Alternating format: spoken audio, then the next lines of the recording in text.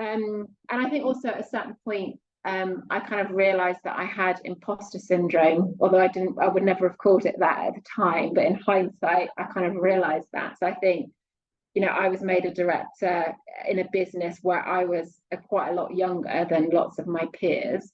And they had also all been directors for a long period of time. So I kind of came into this group where I didn't know people as well as they all knew each other. And I was also kind of, younger than they were. And at first, it kind of, I think that I'm a pretty confident person, and kind of don't feel afraid to kind of give a point of view, in a meeting with my peers. And it took me quite a while to actually realize that for some people that was, quite off-putting in a way.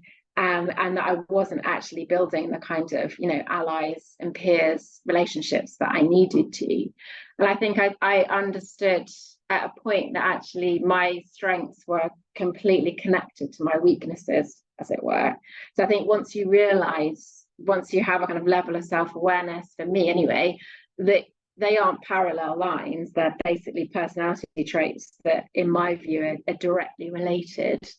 That was a kind of tipping point for me to really think about, how I behaved in the workplace and how to, address the way that I felt kind of in a meeting or in a scenario, as well as address the way that I made other people feel.